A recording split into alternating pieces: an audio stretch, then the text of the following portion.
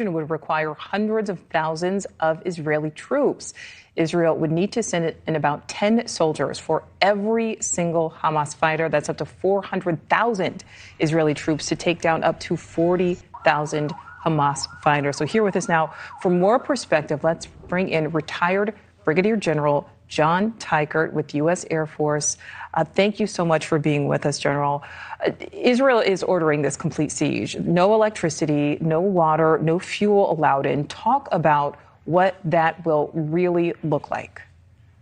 Absolutely, Nicole. And so first of all, of course, we've got to be heartbroken at the fact that as we continue to hear reports and see images, that this terrorist attack was just brutal and barbaric against Israel. And they are rightfully defending themselves. And part of that is then going after those in Hamas within Gaza that perpetrated this attack.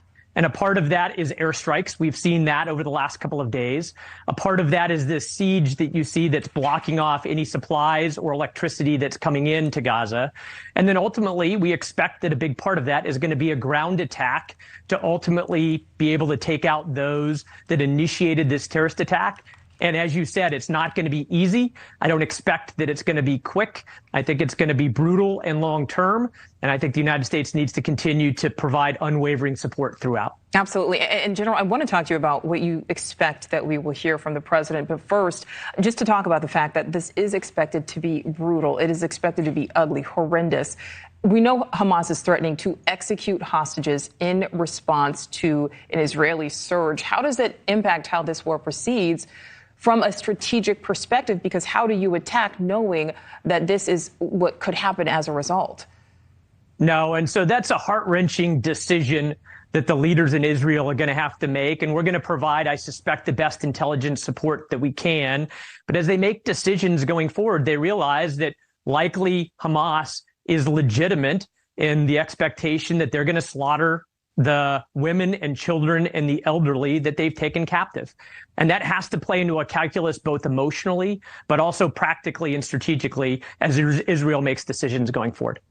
And General, what do you think we will hear from President Biden? Because there is a lot of questions about whether or not there will end up being U.S. troops on the ground. We know that they were saying there won't be now, but do you think that could change?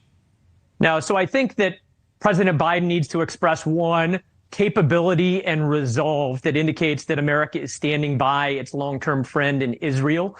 That includes practically what steps we have or will take, like replenishing supplies or providing help in deterrence or evacuating non-combatants that are U.S. citizens. But I also really hope that President Biden finally acknowledges that Iran played a part in the planning and support and financing and training of this terrorist attack. And ultimately, he needs to understand, or at least help the American populace to understand, how the $6 billion that we allowed to be contingently released back to Iran ultimately needs to be frozen so that we don't continue to support terrorist activities that likely are stemming from Iran throughout the region. And General, do you think the U.S. is going to be able to support Israel and Ukraine? Because we know Ukraine has been at war for about a year and a half now.